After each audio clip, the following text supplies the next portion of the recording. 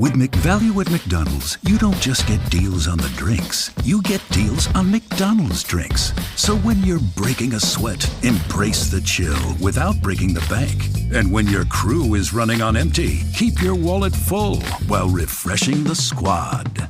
Ace the vibe check with drinks like lemonade, frozen Fanta Blue Raspberry, or any size drink for just $1.49. Limited time only. Price and participation may vary. Cannot be combined with any other offer. Ba-da-ba-ba-ba. Frequency Podcast Network. Stories that matter, podcasts that resonate. This past weekend, the Ukrainian military stunned the world, pulling off a covert attack that would have been unimaginable just a few years ago. Ukrainian forces smuggled hundreds of attack drones deep into Russian territory without detection. The drones were concealed inside of sheds on the backs of trucks, strategically stashed near multiple Russian military bases. Then on Sunday, without warning, the drones attacked. Remotely piloted, they flew into Russian military airfields, blowing up aircraft as they went. Ukraine claims it destroyed 40 Russian bombers in the attack, some $7 billion worth of critical military assets crucial for Russia's war effort. The attack is being called audacious, stunning, and humiliating for Vladimir Putin. Pro-Kremlin bloggers have described it as Russia's Pearl Harbor. Not only has Ukraine struck a blow to the Russian Air Force, it has shown its military now has the ability to covertly attack targets thousands of miles from the front lines, deep in the heart of territory that Russia once considered safe. So what does it mean? And what happens next?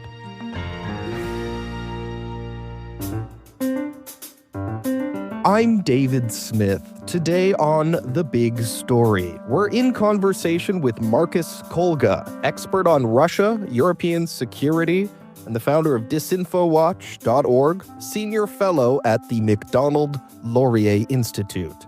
Hi, Marcus. Thank you for joining us. Yeah, thanks for having me on, David. So, first off, can you share with us what you understand about how Ukraine pulled off this attack? Some of the details in the news reporting are extraordinary. Yeah, it's truly mind-boggling. Just the scope of this operation, the impact of it. It reads like a Hollywood story script, and even beyond that. I mean, it's almost like like a Star Wars film with the rebels attacking the Death Star. It's sort of like at that level. But the story is quite interesting. The way that it happened, the way that the execution happened, like it truly is mind-boggling. What they did was they basically took about 120 commercially available drones. So these are the kinds of drones that pretty much like you would go into a department store, an electronics store here in Canada that you could just buy out of the box, even the ones that you might give to your children as a gift. So relatively small, quite compact, but still powerful enough to carry with it some precise munitions. And so 120 of these drones were procured. They were basically packed away in custom-made containers that were loaded then onto the backs of trucks and were basically smuggled through Russian customs, through border checks. We don't know exactly where or how this might have happened, or whether these drones were just sort of smuggled in on their own.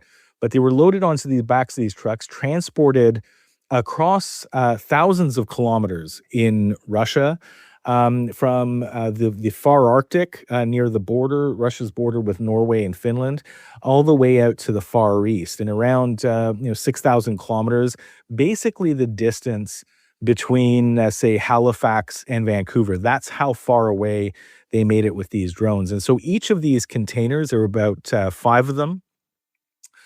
Each of them had a couple of dozen drones in them each.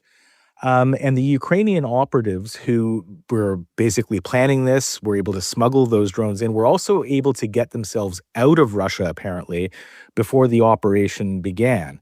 And these drones were basically controlled by remote control from inside Ukraine. Each drone had its own pilot somewhere in Ukraine.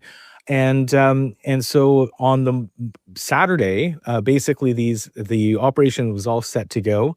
These containers that were custom built for the drones had remote controlled sliding roofs. So the roof slid open, and the pilots who were in Ukraine took control of their drones, and one by one, they would fly out the top of these containers when they were close enough to their targets. And there's, remarkable video online where you see just, average Russians sort of standing around, seeing these drones fly out of these trucks and just completely bewildered as to what was happening. And so these drones were close enough to various different Russian military installations, primarily air bases, where there were strategic bombers stationed. And the drone operators were able to navigate those drones, those very small drones with their small munitions attached to them, to target specific strategic bombers. So these are these very large Russian bomber aircraft, the kind that Canadians might have seen over the past number of years that were intercepted by our own CF-18s approaching our borders, the ones that would carry tactical nuclear weapons on board. These are the ones, the Tu-22, the Bear as they call it, a massive strategic bomber, others supersonic bombers, and 40 of these bombers of various types were targeted and destroyed across Russia. And that number, the 40, represents about 30 to 35% of Russia's entire strategic bomber forces. And these would have been bombers that were dropping bombs and munitions onto Ukrainian civilians over the past 3 years, and certainly more intensely over the past few months in this Russia's war of terror against Ukraine. Talk to me about how big a deal this attack is for Ukraine. There's kind of two parts to it. One, they've dealt a tremendous blow here to the Russian Air Force. I mean, there are estimates that these 40 planes are worth something like $7 billion. So do the math. These things are very expensive, difficult to replace. But then also, talk to me about the message this sends to Russia about the Ukrainian military's developing capabilities. First of all, these are absolutely impossible to replace. These the bombers that were destroyed, their production ended already in the 1990s, so they're not producing any new bombers. And the vast majority, from our understanding right now from the reporting, is that most of those 40 bombers have been destroyed beyond repair. So, dollars and cents wise, military wise, practically speaking, it sends a very, very, very, very important message to Russia, and also degrades their ability to make more war against Ukraine. But also in terms of propaganda, in terms of these negotiations that are on again, off again, that are happening with Russia, it also sends a very important message. I think that Russia has been pressing its advance in eastern Ukraine. It's seeing some limited success there, but with Donald Trump ramping up his demands for negotiations, and being increasingly critical of Vladimir Putin, I think that Russia was really trying to push its offensive in eastern Ukraine, trying to gain the upper hand, to degrade morale both amongst Ukrainian soldiers and civilians, to try and push it to the point where it would grant Russia those concessions that it demanded, whether it's the territory that Russia has illegally stolen from Ukraine, and various other demands, including that Ukraine not be allowed membership in NATO. And so this latest attack, really, I think, pushes back on Russia, its leadership, both psychologically and in material ways. And so I think that it allows President Zelensky to plant a flag, to gain some momentum as we move into what seems to be a few more intense rounds of negotiations on on peace talks. So there's that, but there's also, I think, even more importantly, the message that this sends to the United States is very important because it appears that the Trump administration has believed over the past few months, it's acted in such a way that it believes that Ukraine has lost this war.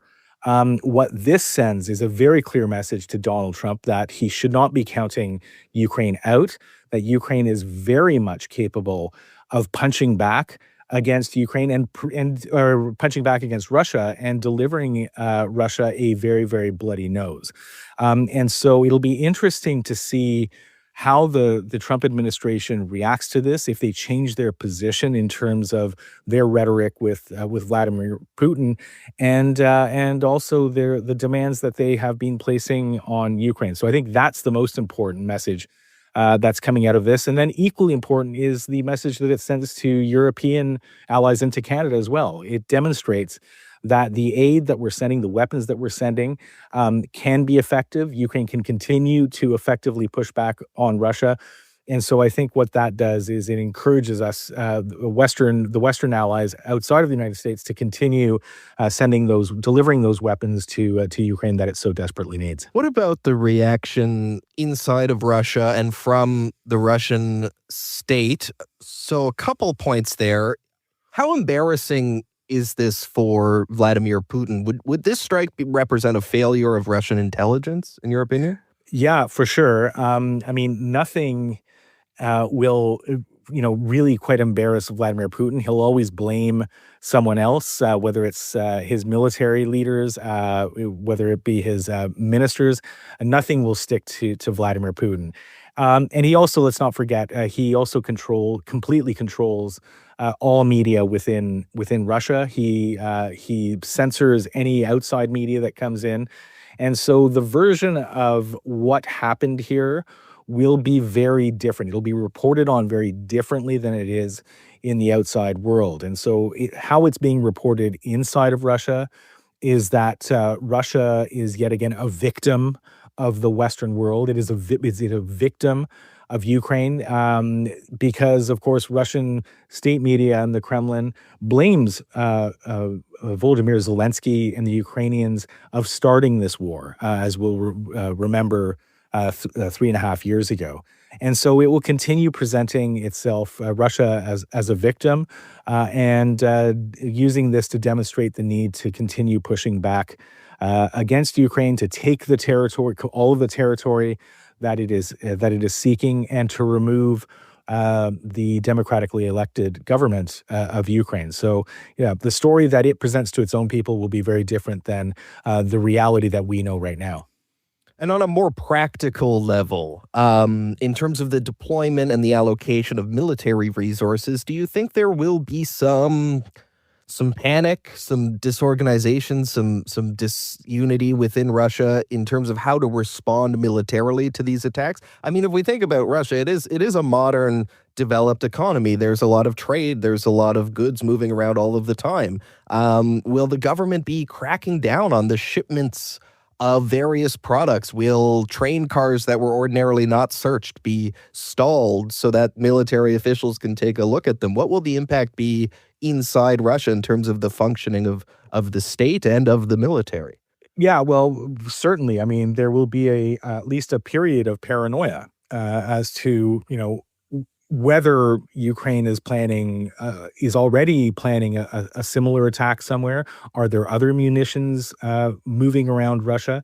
And so I think that we can expect those border points to be very closely monitored, that any goods moving in from the limited sort of land crossings that goods can move in from, from Central Asia and such, maybe China, those shipments will be very, very closely monitored for the immediate time being, if not longer term. We know that there have been arrests that have been made inside of Russia, people accused of collaborating with the Ukrainians. I suspect that there will be resignations, firings inside Russia's military, as well, as Vladimir Putin seeks to not only to hold his military leadership to account, but also as he's looking for scapegoats who he can point to for this failure.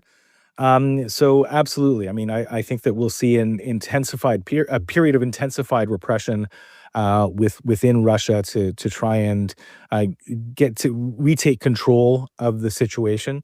But I am sure that this will also rattle confidence within Russia's military. The fact that Ukraine was able to get so close, 6,000 kilometers away from to the east of Ukraine, the same distance as it is between Halifax and Vancouver, to have a lorry full of drones that took out dozens of strategic bombers. That's going to rattle confidence within the military. So that's something that Vladimir Putin will certainly have to deal with in the coming weeks, months, and perhaps even longer. Yeah, something for the listeners to keep in mind is we know that this attack took 18 months to plan. That's what the Ukrainians have said. They've been working on this for more than a year. We don't know if they have any more drones already inside of Russia. Was it just 120 drones? Was it 500 drones? Was it 1,000 drones? We just don't know. More attacks could be on the way. So that's very much an open-ended question. With McValue at McDonald's, you don't just get deals on the drinks. You get deals on McDonald's drinks. So when you're breaking a sweat, embrace the chill without breaking the bank. And when your crew is running on empty, keep your wallet full while refreshing the squad. Ace the vibe check with drinks like lemonade, frozen Fanta Blue Raspberry, or any size drink for just $1.49. Limited time only. Price and participation may vary. Cannot be combined with any other offer. Ba-da-ba-ba-ba. Marcus, I'd like to turn our attention to the peace talks because, ironically enough, the day after this huge drone attack on Monday in Istanbul, there were direct peace talks between the Russians and the Ukrainians. No deal was reached, and reports say the two sides are far apart on what they want to see happen. I should add that expectations going into these talks were low, and we got the result that was expected. So Ukraine is proposing an unconditional ceasefire, whereas Russia is only willing to discuss a partial truce in certain parts of the conflict zone. So can you explain for us, why is Russia resisting a ceasefire deal, even a temporary one? And what does that say about the outlook for a peace deal more permanent? Yeah, well, look, Vladimir Putin is not interested in any long-term peace. During the last round of negotiations a couple of weeks ago, his chief negotiator, a guy named Medinsky, basically came out of those negotiations and stated that Russia was ready to wage war against Ukraine and beyond for years to come. That was a clear indication of, I think, the Kremlin's intent when it comes to these negotiations. Every time President Zelensky has sort of acquiesced to Donald Trump's demands about ceasefires and such, Vladimir Putin, who says that he's ready to negotiate, walks away. What Vladimir Putin is hoping to do is to, number one, drag this conflict on for as long as possible.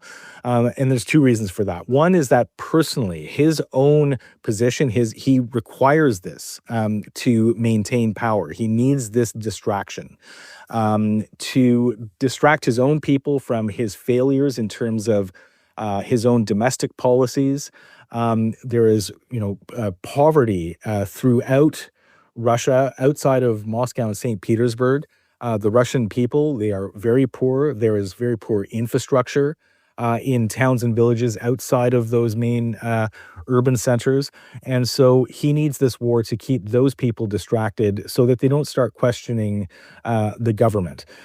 Second is that Vladimir Putin, I think, still has as his objective to retake as much of Ukraine as possible. His officials have clearly stated that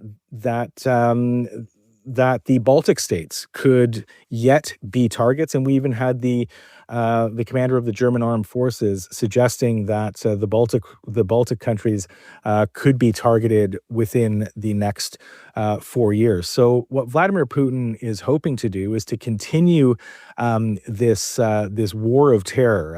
I think your listeners will recall watching almost every single night for the past 2 or 3 months how Russian drones have not been just raining down on Ukrainian military targets, but on Ukraine's civilian populations, hospitals, schools, homes, busy town squares on a Sunday with churchgoers.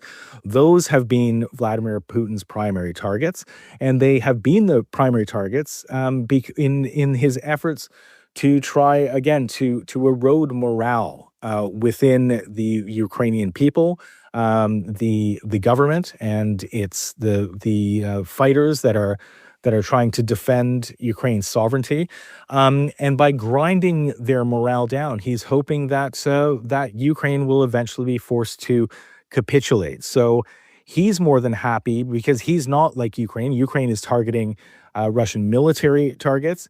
Russia is targeting primarily civilian targets.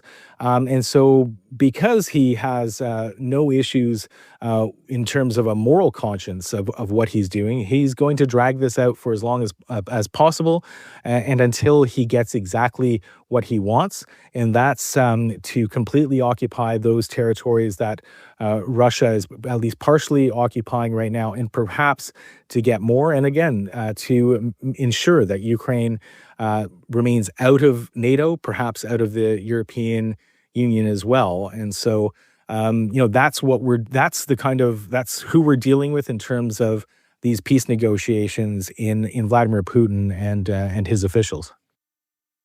Okay. One more question for you.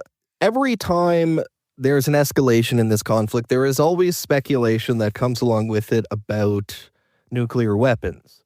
So every time I have the opportunity to speak to an expert on this area, I do like to ask the question just to sort of check in on it. What are the chances Vladimir Putin could use a nuclear weapon in Ukraine? Well, a lot less now than they were on Friday. Why is that?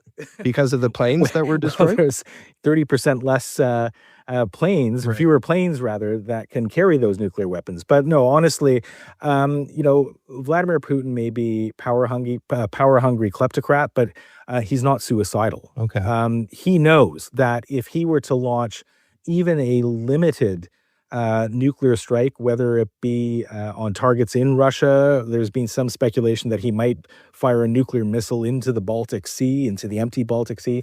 If he were to do that, those allies that he still does have, and I'm referring primarily to China, they will turn their backs on Vladimir Putin.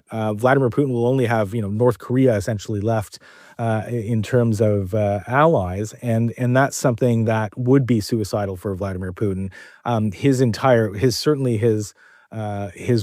war effort would collapse, as would potentially his entire government. So I think that I would put the chances of Vladimir Putin using a nuclear weapon, I would put the chances almost at nil. It is not going to happen, but he will continue to use the threat of nuclear weapons to try and force Ukraine to the negotiating table, and he will use that threat to get the Western world to force Ukraine to the negotiating table. And certainly to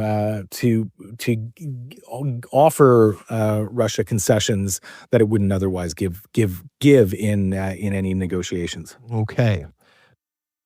Good to know. We'll leave it there for this time. Marcus Kolga, thank you so much for your expertise today, breaking down this stunning development in the war in Ukraine. It's always great to have you on The Big Anytime. Story. Thanks for having me on, David.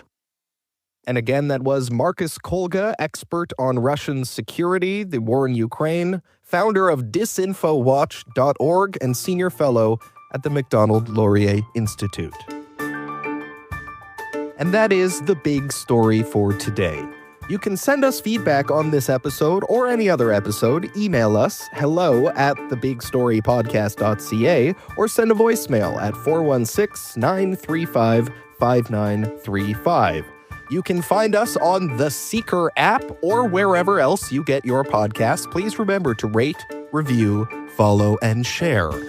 I'm David Smith. Until next time, thank you for listening.